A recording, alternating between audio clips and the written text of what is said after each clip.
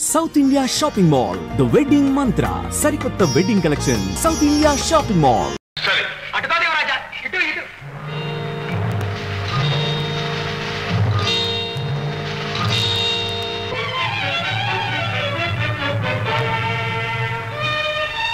ఎవరు? మీరు ఈ రాజ్యానికి యువరాజులు. ఏ మతిపోయిందా? ఏమిటా వెరినం? మన్నించాలి, యువరాజంటే తమరేనా? కనీసం మీకు 3 తలలు 6 కొమ్ములు 9 చేతులు 20 కాళ్ళు. సాధించని పరిహాసం. పరిహాసం కాదు యువరాజా, ఆశ్చర్యం. మాలాగే మీరు కూడా రక్తవంశాలున్న మామూలు మనిషిని కల్లో కూడా అనుకోలేదు. నువ్వనేది ఏమిటో నాకు అర్థం కావటం లేదు.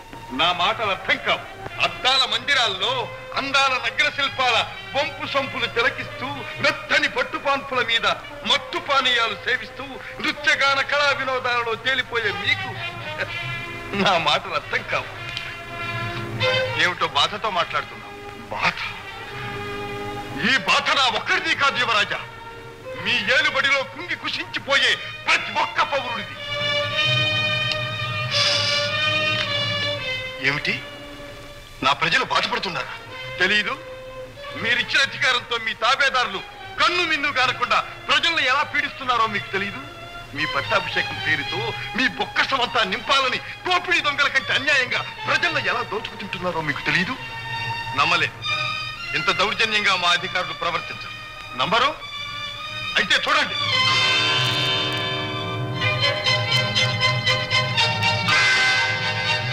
ఇదేమిటో తెలుసా? తెలుసా అని వాళ్ళు చేస్తున్న పని అన్యాయమని చెప్పినందుకు వాళ్ళు ఇచ్చిన బహుమానం చూడండి. ఒక్కొక్క తట్టు సత్యానికి, ధర్మానికి, న్యాయానికి మీరు పెట్టే గొడ్డలి పెట్టు. ఎంత దారుణం, ఎంత దారుణం! జరిగిన దానికి నేను ఎంతో చింతిస్తున్నాను. ఈ విషయాలు జరుగుతున్నట్టు నాకు తెలియనే తెలియదు. ఈ రాజ్య పరిపాలన మా మాతృశ్రీ గారే. అది ఆ కుట్టి సాగుతో తప్పించుకోవడానికి ప్రయత్నించకండి. రేపు మీరు పరిపాలించబోయే రాజ్యం ఏ పరిస్థితిలో ఉంది తెలుసుకోవలసిన బాధ్యత మీ మీద కూడా ఉంది. ప్రభువుని యముళ్లాగా భావించే ప్రజల్ని మీరు ఎలా పాలిస్తారు, ఏ విధంగా పాలిస్తారు? యువరాజా, ప్రజల్ని ఆదరించి ఆదుకునేవాడే నిజమైన పాలకుడు. ప్రజల్ని పీడించి ఏడిపించి మిడిసిపడేవాడు పాలకుడు కాదు, రాక్షసుడు. వాడికి ఏనాటికైనా పతనం తప్పదు. పేద ప్రజల అభిశాపమే వాడిని నిలువునా దహించి దగ్ధం చేస్తుంది. ఈ మాట మాత్రం మర్చిపోకండి.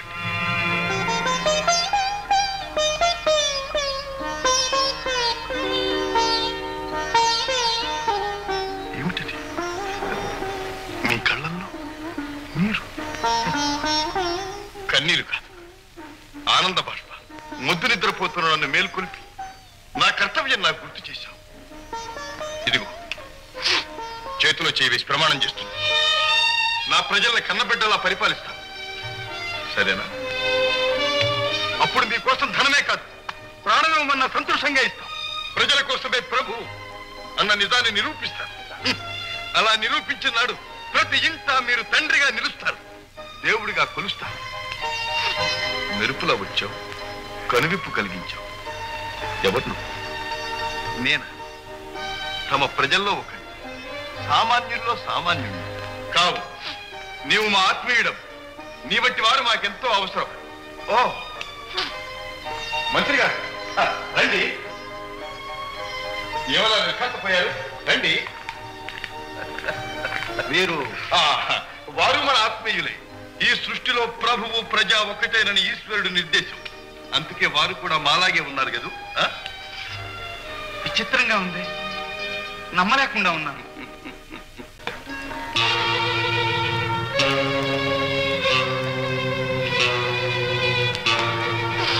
ఏమిటిది? ద్రాక్షరసం ప్రభు.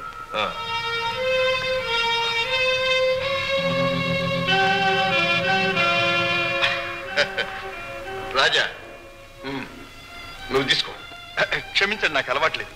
పిచ్చివాడ, ఇది మత్తు పానీయం కాదు, మధుపానీయం. నువ్వు తాగితేనే నేను తాగేది. తీసుకో. ఆగాదు, నీ చేత్తో నాకివ్వాలి, నా చేత్తో నీకివ్వాలి. మన స్నేహం వర్ధిల్లాలి.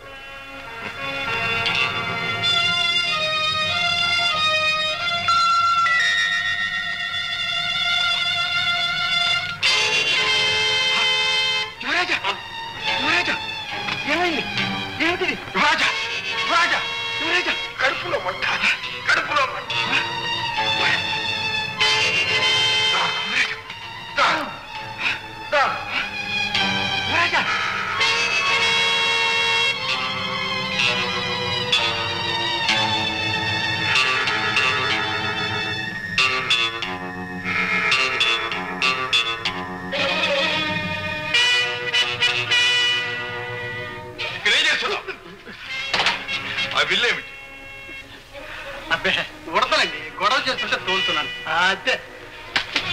ఉడతల అక్కడ యువరాజు గారు చావు బ్రతుకుల మధ్య నుంచి ఉడతలు కొడుతున్నావా ఇక్కడ? ఈ పళ్ళరసం ఏం గెలుతా? నేనా? అబ్బే నేనేం కలవలేదండి. దేవుడు సాక్షిగా చెప్తున్నా, నేనేం కలవలేదండి. ఏం కలపలేదు? లేదండి. ఇంకా తాగు. నాకెందుకండి?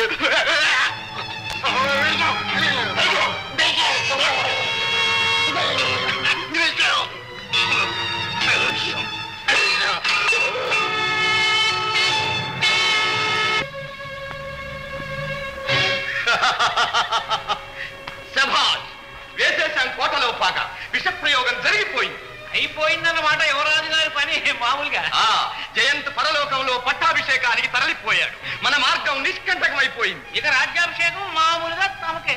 మీరే ఇక మహారాజు. అది రేపు కొలువులు. అందుకు తగిన కట్టుదిట్టాలన్నీ మేం చేస్తున్నాం ప్రభు. భేష్. కానీ ఈ విషయం మనకు తెలిసినట్టు మరో కంటికి తెలియకూడదు. అవునవునవునవును. అందరిలాగ మనం కూడా పట్టాభిషేక సమయంలో యువరాజు కోసం ఎదురు చూస్తున్నట్టు ఉండాలి మామూలుగా.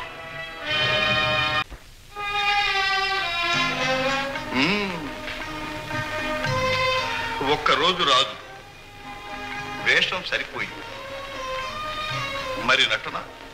స్వయంగా యువరాజుల వారిని గమనించావుగా. ఓహో, మంత్రి గారా, రండి, దయచేయండి. ఏమిటారండి కష్టపోయారు? అదే రండి. వీరు మన ఆత్మీయులే. ఈ సృష్టిలో ప్రభువు ప్రజా భగవంతుడికి అంతా ఒకటే కనుకనే వీరు మనలాగే ఉన్నారు. ఏమంటారు? తమరు ఏకసంతగ్రాహులు యువరాజా. యువరాజా అని ఎప్పుడే అనకండి, రాజా అంటే చాలు. చూడండి, యువరాజు గారిని ఇక్కడ ఉంచితే ప్రమాదం. అందుకే యువరాజుల వారిని రహస్యంగా చిత్రదుర్గం చేర్చే ఏర్పాట్లు చేయించాను. వైద్య మహాశయ, మీరు వారితో వెళ్ళి దగ్గరే ఉండి చికిత్స చేస్తూ ఉండండి. కోటలో వ్యవహారాలు ముగిసిన వెంటనే మేము వచ్చి కలుసుకుంటాం. అలాగే మంత్రి మహాశయ.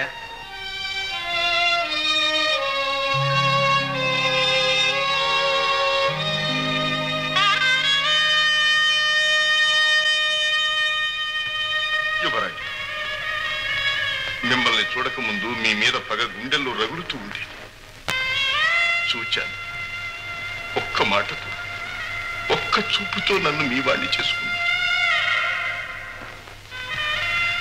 మీ మీద జరగబోయే అన్యాయాన్ని అరికట్టడానికి నేనొక్కడిని పెడుతున్నాను. ఈ పరిస్థితుల్లో మిమ్మల్ని వదిలి వెళ్ళటానికి మనస్కరించటం లేదు, కానీ గచ్చంతరం లేదు. సెలవు.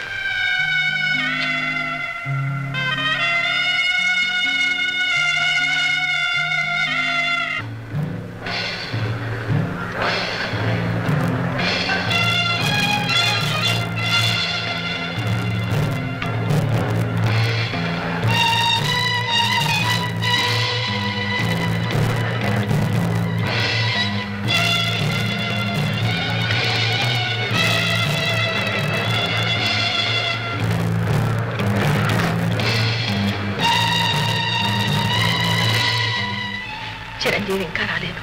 ముహూర్తం సమీపిస్తుంది. నాకేదో భయంగా ఉంది అత్తయ్య. వారిని తీసుకురావడానికి వెళ్ళే మంత్రి గారు కూడా రాలేదే.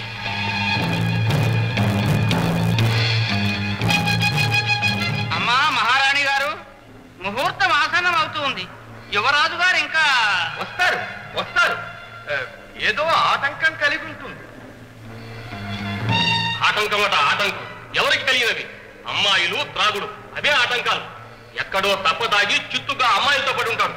రాజ్యాభిషేకం అని తెలిసేట నిర్లక్ష్యం చేస్తే రేపు మన బాగోగులేం చూస్తాడు? ఈ ప్రతాపసింహుల వారు ఉన్నారే, నిప్పు లాంటి వారు. మన యువరాజు కంటే 1000 రెట్లు యోగ్యులు. వారికి ఎందుకు పట్టం కట్టకూడదు?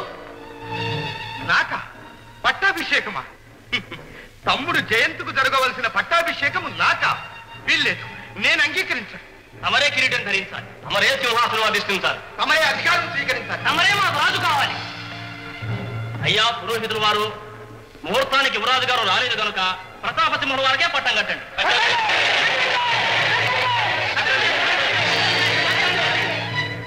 ఏమిటి నిర్బంధం? తమ్ముడు చేసిన చిన్న నేరానికి ఇంత పెద్ద శిక్ష నాకా? నేను ఒప్పుకోను. ఏమంటారు అవధాని గారు? ముహూర్తం సమీపిస్తుంది ప్రభు. ప్రజావాక్యంతో కర్తవ్యం అన్న ప్రజల మాట కాదనకూడదు. మీరు అంగీకరించాలి మామూలుగా. సరే, ఇంతమంది బలవంతం చేస్తున్నప్పుడు కాదనడం భావ్యం కాదు.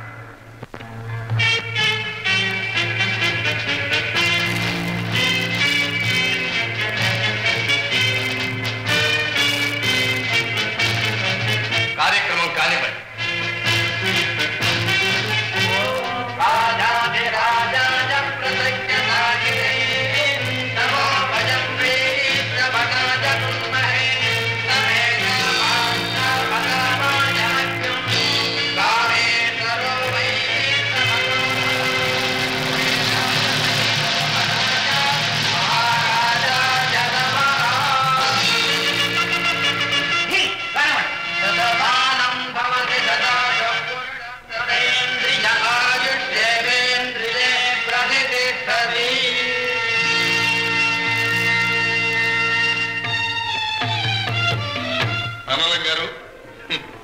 ఆశాభంగం కలిగించినట్టున్నాం.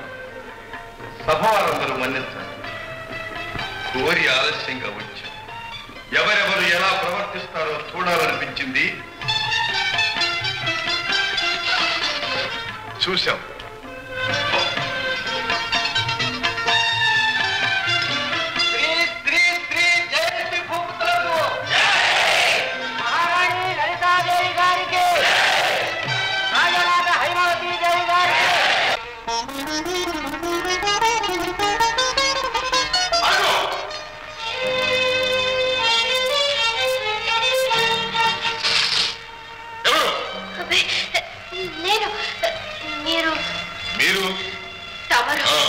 ఏం కావాలి? నా బావ కోసం వచ్చాను. బావా? ఇక్కడ ఎందుకుంటాడు? అవునవును, ఇక్కడ ఎందుకుంటాడు? పొరపాటేంటి, మన్నించండి.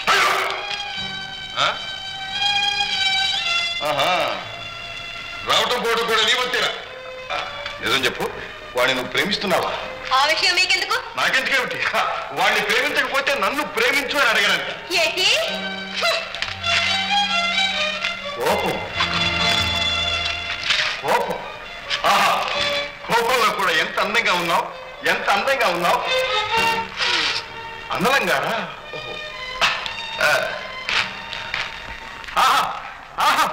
ఎక్కడ సంపాదించావయ్యా ఇంత అపరూప సుందరిని? మిమ్మల్ని అభినందిస్తున్నాను అన్నలం గారు. ఎంత చక్కని చుక్కను పంపించారు, ఎంత చక్కని చుక్కను పంపించారు. తమ్ముడం గారు, నేను అన్నలం గారు, నాకు తెలుసు. మా మనసు మెచ్చింది, నాకు నచ్చింది ఈ సుందరి. అది కాదు తమ్ముడం గారు. ఏది కాదు, నాకు ఇదే కావాలి అన్నలం గారు. ఇప్పుడు మాకు కావాల్సింది కొంచెం ఏకాంతం. తమ్ముడం గారు, అదండి అన్నలం గారు.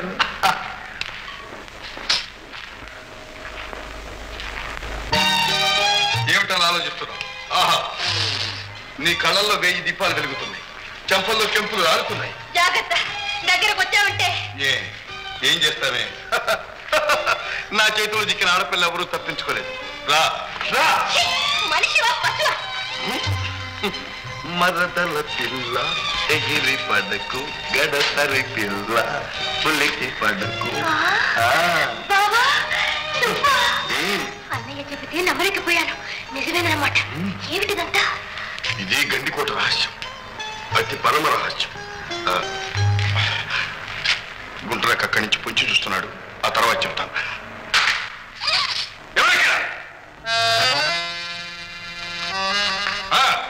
భద్రంగా ఈ అమ్మాయిని తీసుకెళ్ళి వాళ్ళు వింటూ దగ్గర పెంచండి.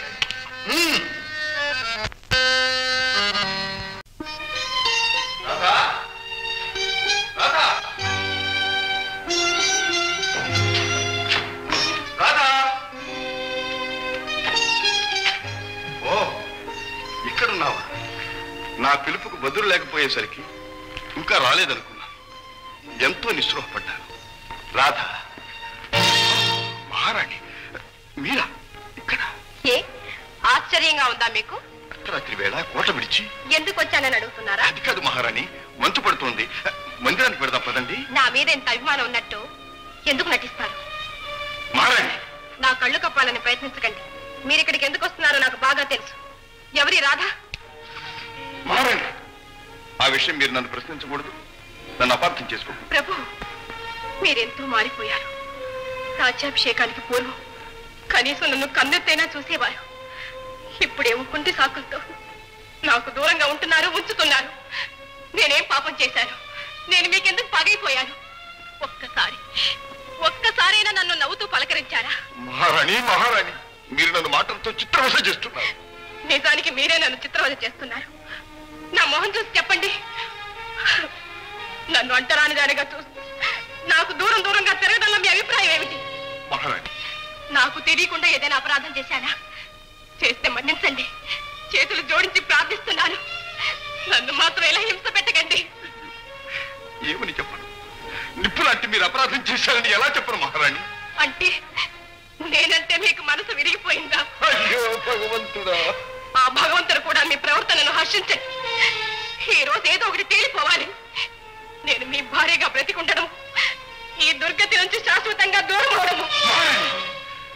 మీ మాంగళ్యం మీద 2 రోజులు ఊరిం పట్టండి. అంతకంటే మిమ్మల్ని ఏమి కోరను మహారాణి.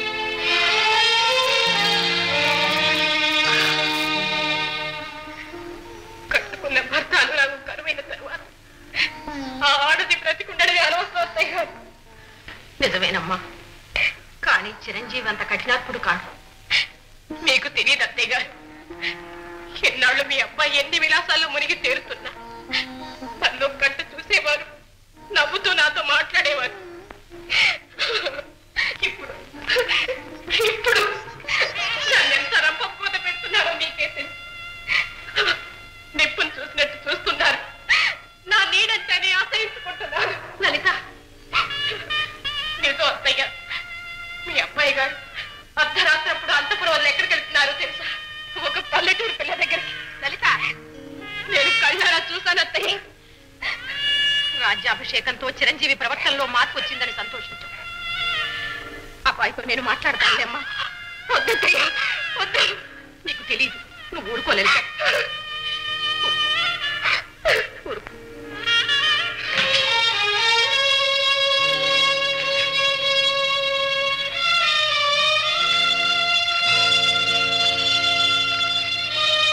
అమ్మా, మీరు ఇంకా నిద్రపోలేదా? నిద్ర ఎలా పడుతుంది నాయన? నీ వంటి ప్రయోజకుణ్ణి కన్న తల్లికి, కట్టుకున్న భార్యకి నిశ్చింతతో నిద్రించే అదృష్టం కూడానా? అమ్మ మీద అభిమానం అక్కర్లేదు. అన్యం పుణ్యం తెలియని ఆ అమాయకురాలు నీ భార్య ఏం చేసింది? ఆమెను ఎందుకు ఇలా హింసిస్తున్నావు? ఇంత రాత్రి అయింది, ఎక్కడికి వెళ్ళావు? మాట్లాడమే. ఏదో అత్యవసరమైన రాజకార్యం మీద వెళ్ళానమ్మా. నాకు తెలుసు ఆ రాతకార్యం ఏమిటో. నాయన, ఇంకా నీకు ఈ వెకిలి చేష్టలు పోలేదా? నిన్ను కట్టుకున్న భార్య నీ కోసం ఇక్కడ నిద్ర లేకుండా అలమటిస్తుంటే అక్కడెక్కడో నువ్వు ఎవరితోనో. ఏ కోపం వచ్చిందా? ఇన్నాళ్ళు నువ్వు ఎలా ప్రవర్తించినా నిన్నేమీ అనలేదు. ఈనాడు నువ్వు గండికోట ప్రభువువి. నీ మీద, నీ ప్రవర్తన మీద రాజ్య సంక్షేమం ఆధారపడి ఉంది. నీతి తప్పి ఇంత బాధ్యతారహితంగా ప్రవర్తించడానికి ఇక మీద వీలులేదు. అమ్మా, దైవ సాక్షిగా చెప్తున్నా, నేనెన్నడూ నీతి తప్పి ప్రవర్తించలేదమ్మా. నాయన, లలిత నిన్ను ప్రాణప్రదంగా ప్రేమిస్తోంది. నిన్నే నమ్ముకుని నువ్వే సర్వస్వం అని కన్నవారిని వదిలి మన ఇంటికి కోడలుగా వచ్చింది. ఆ ఇల్లాని ఇంటికి ఇలా నిరాదరణ చేస్తున్నావు.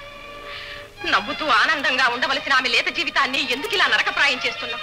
ఆమెలో ఏం లోపం ఉందని, లలిత ఏం పాపం చేసిందని, ఏం తప్పు చేసిందని? మీ పాదాలకి చెప్తున్నానమ్మా, మీ కోడలు మహాపతివ్రత, అతి ఉత్తమురాలు. ఆమెస్తే నాకెంతో గౌరవం. మీకు తెలియదమ్మా, ఆమె గురించి నేను ఎంత బాధపడుతున్నానో మీకు తెలియదమ్మా. నీ ప్రవర్తన, నీ మాటలు నాకేమీ అర్థం కావటం లేదు. అర్థమవుతుందమ్మా, అర్థమవుతుంది. కానీ సమయం రావాలి. మిమ్మల్ని అమ్మాయిని నేనే కాదు, ఈ లోకమంతా నోరారా పిలవచ్చు, మీ పాదాలు తాకి ధరించవచ్చు. మీ యొక్క కొడుకే కాదమ్మా, మీ ప్రజలందరికీ మీరు మాత్రం అవుతుంది. కానీ భార్య ఎలా కాదమ్మా, కట్టుకున్న భర్త ఒక్కరికే తాను భార్య. ఆ సత్యం తెలిసి కూడా లలితను నువ్వు అంటరాని దానిలా చూస్తావా? తప్పు కాదు. మీ ఇద్దరి మధ్య ఆవరించిన అగాధం ఈనాటితో కూడిపోవాలి. రా. అంత ఘోరం చేయకండి అమ్మా, అంత ఘోరం చేయకండి. ఏమిటి ఘోరమా? భార్యాభర్తలిద్దరినీ కలపటం ఘోరమా? నాయనా, నా దగ్గర ఏదో దాస్తున్నావు. చెప్పు, ఏమిటా రహస్యం? నాతో చెప్పు. చెప్పలేనమ్మా, చెప్పలేదు.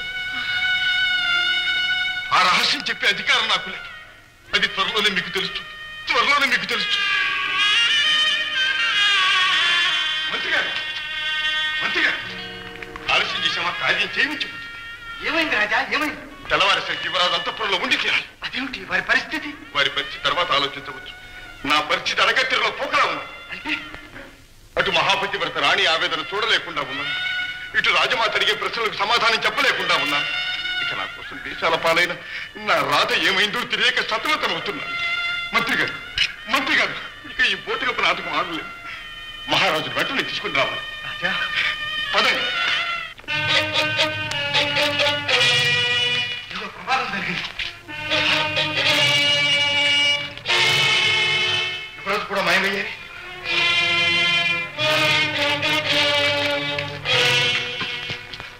వైద్యుడు ఇదే ప్రతాపే చేసుంటాడు. మన గుట్టు పసిగట్టాడేమో. యువరాజుని హత్య చేశాడేమో. లేదు, యువరాజును కూడా హత్య చేయదలుచుకుంటే ఇక్కడే చేసి ఉండేవాడు. ఏదో ఎత్తి వేశారు, ఎక్కడో దాచి ఉంటారు. వెంటనే మనం తెలుసుకోవాలి.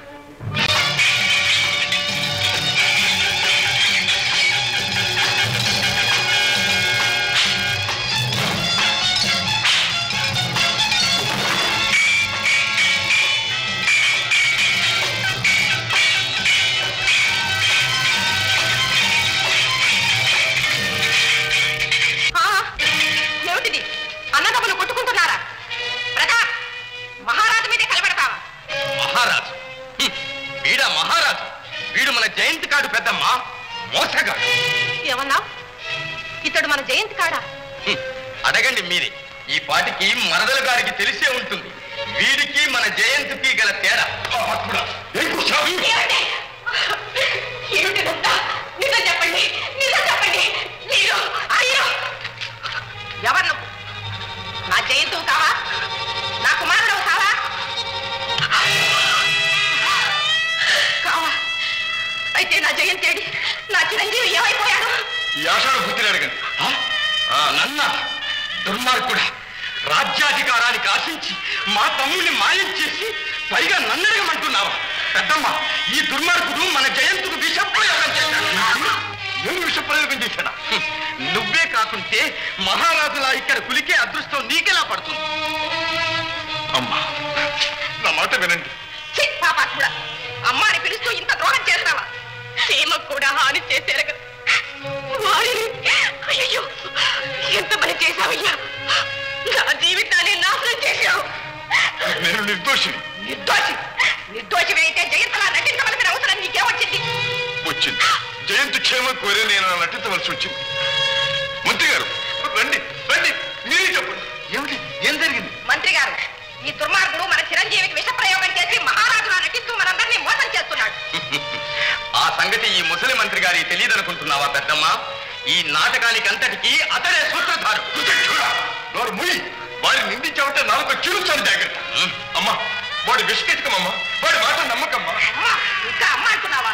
నా ఒక్కగానొక్క కొడుకును హత్య చేసి నా కడుపులో చిచ్చు పెట్టి ఇంకా అమ్మ అంటున్నావా? ఆగండి. దేవుడు లాంటి మా బావను నిందించడమే కాకుండా చేయి చేసుకుంటారు. అతడు మీకు చేసిన మేలు జన్మజన్మలకు మర్చిపోలేరు. మీ కుమారుడు బ్రతికే ఉన్నారు, క్షేమంగా ఉన్నారు. నా జయంతు బ్రతికే ఉన్నాడా? ఎక్కడున్నాడమ్మా? అమ్మా, నా కంఠంలో ప్రాణం ఉండగా వారికి ఏ అప్పదా రాదు. నా మాట నమ్మండి. అవునమ్మా. ఏమిటిది? నాకేదో అయోమయంగా ఉంది. అదిగో, మీరు పాలు పోసి పెంచి పెద్ద చేసిన కారుతాత చిరంజీవిని కాటు వేయిపోయాడు.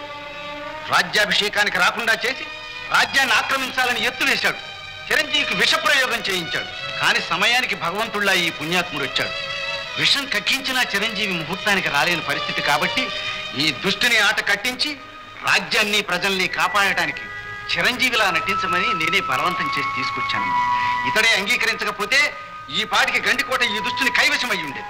అన్నయ్య, ఈ రాజ్యలక్ష్మినే కాదు, నా శీలాన్ని కూడా కాపాడిన మహాపురుషుడివి. నీ రుణం తీర్చుకోలేము. అందలేని లోటు తీర్చావు. కానీ భ్రమలో పడి నేనన్న మాటలు చేసిన చేతలు దయచేసి మర్చిపో. నన్ను క్షమించన్నయ్య, క్షమించు. నాయన, కుమారుని కోల్పోయానన్న దుఃఖంలో నీవింత ఉదాత్త పురుషుడమని తెలుసుకోలేక నిన్ను నిందించాను, కొట్టాను. నన్ను క్షమించు. అధికారం, ఐశ్వర్యం, అంతఃపుర గౌరవం అన్నీ అందుబాటులో ఉన్నా చెల్లించకుండా నీ ఔన్నత్యాన్ని నిరూపించుకున్నావు. రాజ కుటుంబ మర్యాద కాపాడావు. నీ సాహసం అనుపమానం. నాయన, నిన్ను కనకపోయినా నీ చేత అమ్మ అని పిలిపించుకున్నాను. అదృష్టవంతురాలు.